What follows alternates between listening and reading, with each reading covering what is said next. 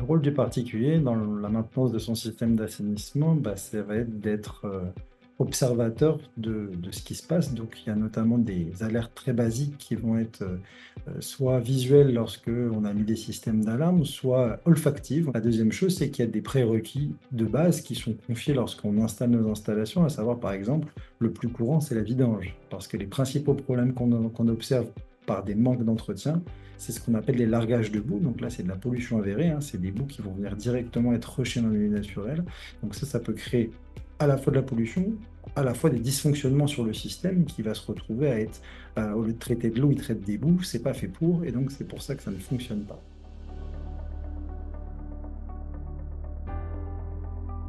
Le professionnel de l'entretien, sa mission, ça va être de passer de manière périodique, en général tous les ans, notamment sur la partie vidange, faire ce qu'on appelle un contrôle de hauteur de boue pour pouvoir indiquer au particulier à quelle échéance il va le falloir vidanger. Et puis ensuite, dans le système, l'opérateur de maintenance va devoir s'assurer du bon fonctionnement du système. Pour les microstations, en général, on fonctionne avec de l'électricité, donc avec ce qu'on appelle un compresseur. Cet élément électromécanique, lui, doit être entretenu.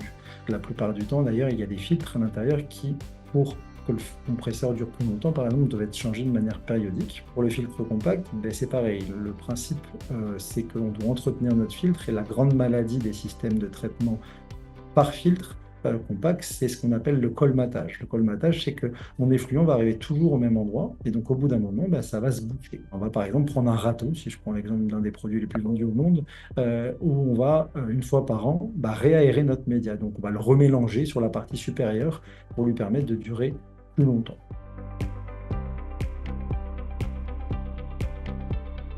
Il y a déjà un premier pas très important, et c'est ce vers quoi on entend aller avec la TEP, c'est-à-dire d'uniformiser les pratiques. Aujourd'hui, vous faites venir 3 techniciens de 3 sociétés différentes.